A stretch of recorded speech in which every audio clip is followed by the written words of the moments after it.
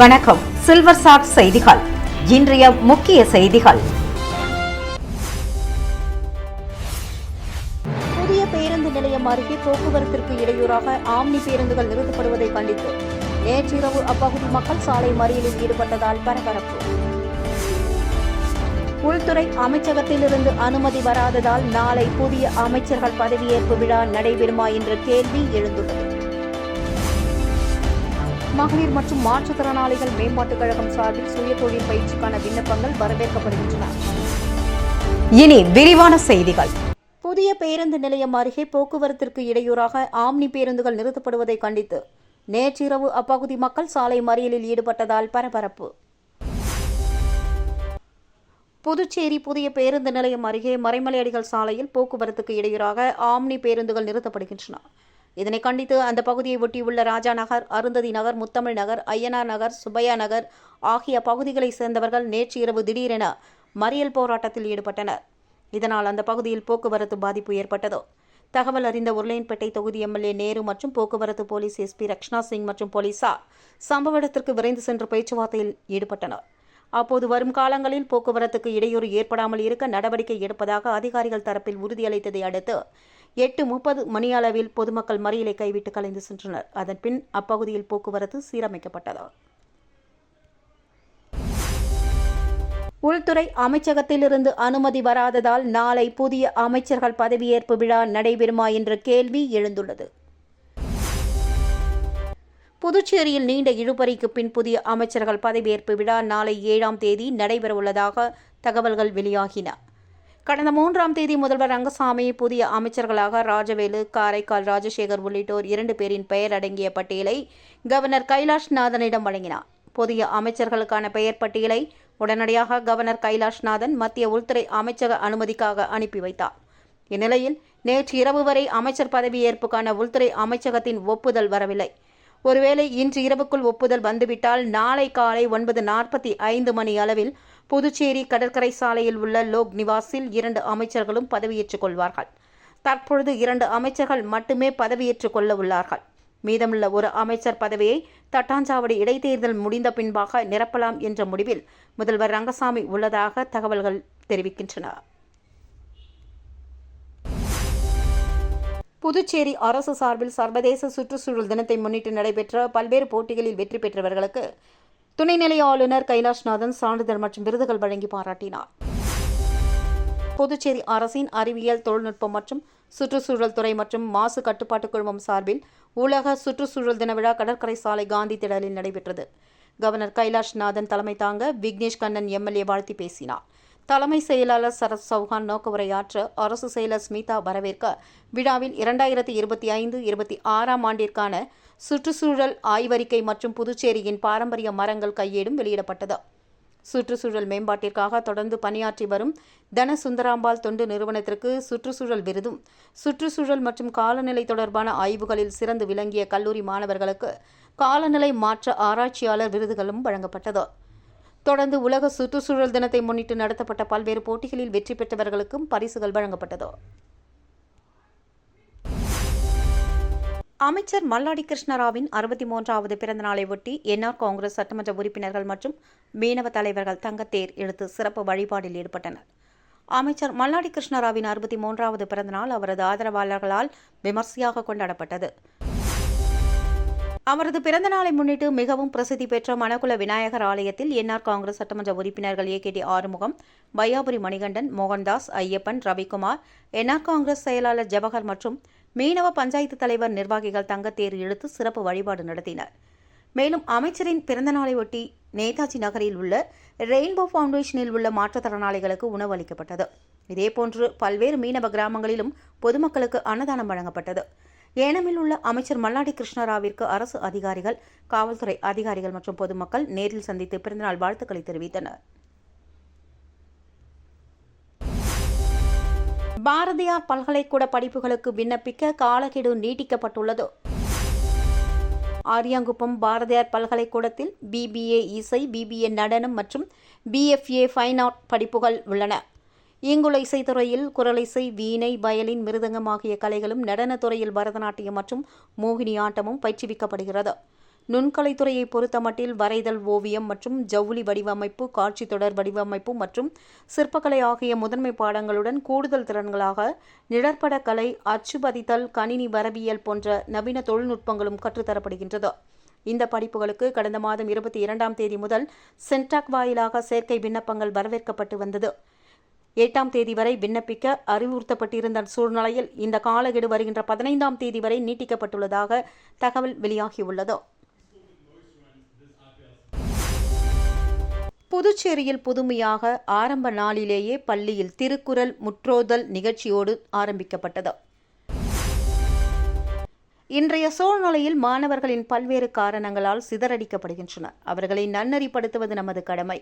1-2 திருக்குறளையே படிக்க தயங்கும் இந்த காலத்தில் புதுச்சேரி சமஸ்கார் பாரதி முயற்சியால் திருக்கனூர் போன் நேரு பள்ளியில் ஒரே வேளையில் 1330 குறளையும் படிக்கும் திருக்குறள் முற்றோற்றுதல் நிகழ்வு நடைபெற்றது. புதிய கல்வியாண்டில் பள்ளி தொடங்கும் போதே திருக்குறள் முற்றோற்றுதலோடு பள்ளி தொடங்குவது ஒரு புதுமையான நிகழ்வு, விரும்பத்தக்கதும் போற்றத்தக்கதும் ஆகும். பள்ளி தாளாளர் வாழ்த்துரை கூற திருக்குறள் முற்றோற்றுதல் நிகழ்ச்சியை துவக்கி வைத்தார். இதில் மேல்நிலைப் பள்ளி மாணவர்களும் ஆசிரியர்களும் கலந்து கொண்டனர். புதுச்சேரி சமஸ்கார் பாரதி தலைவர் சிவஞானியார் கூறும்பொழுது, மாணவர்கள் திருக்குறள் நூல் முழுமையும் படிக்கும்போது அவர்களுக்கு படிப்பில் உள்ள பயம், அச்சம் மற்றும் மலைப்பு நீங்கி நம்மாலும் முடியும் என்ற தன்னம்பிக்கை தோன்றுகிறது. பல்வேறு புதிய திருக்குறள்கள் அவர்களுக்கு அறிமுகமாகி புதிய கருத்தூட்டமும் நன்னெறியும் தோன்றுகிறது. இதுபோன்று அனைத்து பள்ளிகளும் அவ்வப்போது திருக்குறள் முற்றோற்றுதல் நிகழ்வை நடத்த வேண்டும் என்றும், அப்பொழுதுதான் தடமாறும் இளைய சமுதாயம் திடம் பெறும் என்றும் எதிர்காலம் பலம் பெறும் என்றும் கூறினார். முன்னாள் முதல்வர் வெங்கடசுப்பா நினைவு தினத்தை ஒட்டி அவரது சிலைக்கு எம்எல்ஏ ராஜவேலு மற்றும் காங்கிரஸ் கட்சியினர் மாலை அணிவித்து மரியாதை செலுத்தினர். புதுச்சேரியின் முன்னாள் முதலமைச்சர் அமரர் வெங்கடசுப்பா நினைவு நாள் புதுச்சேரி அரசு சார்பில் அனுசரிக்கப்பட்டது. இதனையொட்டி புதுச்சேரி மறைமலையடிகள் சாலை, வெங்கடசுப்பா ரெட்டியார் சாலை சந்திப்பில் அமைந்துள்ள அவரது திருவுருவ சிலைக்கு சட்டமன்ற உறுப்பினர் ராஜவேலு, செய்தி மற்றும் விளம்பரத்துறை இயக்குநர் சுரேஷ்ராஜ் உள்ளிட்டோர் மாலை அணிவித்து மரியாதை செலுத்தினர். அதனைத் தொடர்ந்து காங்கிரஸ் கட்சி சார்பில் கட்சியின் மாநில தலைவர் வைத்திலிங்கம், எம்பி, முன்னாள் முதலமைச்சர் நாராயணசாமி, சட்டமன்ற உறுப்பினர் கார்த்திகேயன் மற்றும் முன்னாள் அமைச்சர்கள், முன்னாள் சட்டமன்ற உறுப்பினர்கள் உட்பட காங்கிரஸ் நிர்வாகிகள் வெங்கடசுப்பா சிலைக்கு மாலை அணிவித்து மரியாதை செலுத்தினர்.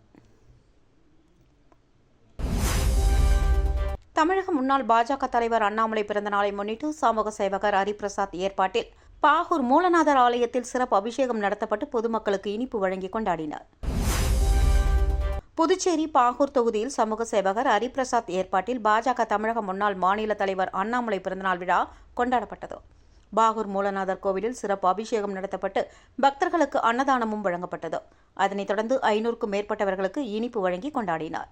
இந்த நிகழ்ச்சியில் பாகூர் தொகுதியை சேர்ந்த முக்கிய நிர்வாகிகள், இளைஞர்கள் திரளானோர் கலந்து கொண்டனர்.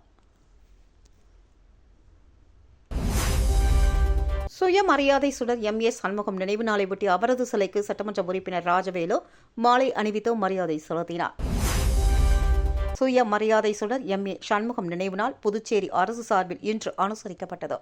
இதனையொட்டி மரப்பாலம் புவன்கரை வீதி சந்திப்பில் அமைந்துள்ள அவரது திருவுருவ சிலைக்கு சட்டமன்ற உறுப்பினர் ராஜவேலு, செய்தி மற்றும் விளம்பரத்துறை இயக்குநர் சுரேஷ்ராஜ் உள்ளிட்டோர் மாலை அணிவித்து மரியாதை செலுத்தினர். அதனைத் தொடர்ந்து அவரது குடும்பத்தினர் மலர் தூவி மரியாதை செலுத்தினர். வில்லியனூரில் தேசிய காசநோய் ஒழிப்பு திட்டம் சார்பில் தொடர் சிகிச்சை பெற்று வரும் நோயாளிகளுக்கு சட்டமன்ற உறுப்பினர் ரவிக்குமார் ஊட்டச்சத்து தொகுப்பு பைகளை வழங்கினார்.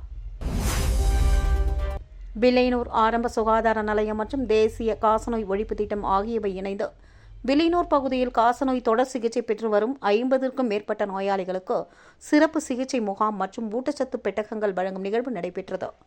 வில்லியனூர் முருகன் கோவில் சமுதாய நலக்கூடத்தில் நடந்த இந்த நிகழ்ச்சிக்கு சுகாதார நிலைய தலைமை டாக்டர் பாமகள் கவிதை தலைமை தாங்கினார். மேலும் செவிலியர்கள் தேவி, நீலகன்னி உள்ளிட்டோர் முன்னிலை வகித்தனர். சிறப்பு விருந்தினராக ரவிக்குமார் எம்எல்ஏ பங்கேற்று காசநோயாளிகளுக்கு சிறப்பு சிகிச்சை முகாமை துவக்கி வைத்தார். மேலும் தொடர் சிகிச்சை பெற்று வரும் 50க்கும் மேற்பட்ட நோயாளிகளுக்கு தனது சொந்த செலவில் ஊட்டச்சத்து தொகுப்புகளை வழங்கினார். இதில் காசநோய் மற்றும் சுகாதார பணியாளர்கள் சுதா, ஞானசெல்வி மற்றும் மணிமாறன், ஊர் முக்கியஸ்தர்கள் கண்ணபிரான், பாண்டியன், சேகர், குணசேகர், கலியமுருகன், மாணிக்கம், சரவணன், ராஜேஷ் உட்பட பலர் கலந்து கொண்டனர். மகளிர் மற்றும் மாற்றுத்திறனாளிகள் மேம்பாட்டுக் கழகம் சார்பில் சுய தொழில் பயிற்சிக்கான விண்ணப்பங்கள் வரவேற்கப்படுகின்றன. புதுச்சேரி மகளிர் மற்றும் மாற்றுத்திறனாளிகள் மேம்பாட்டுக் கழகம் குறைந்த கட்டணத்தில் தொழிற்பயிற்சிகளை வழங்குகிறது. அனுபவமிக்க மற்றும் திறமையான பயிற்றுநர்களால் சுயதொழில் துவங்க முழுமையான வழிகாட்டுதல், மிக குறைந்த கட்டணத்தில் பயிற்சிகளும் வழங்கப்படுகிறது.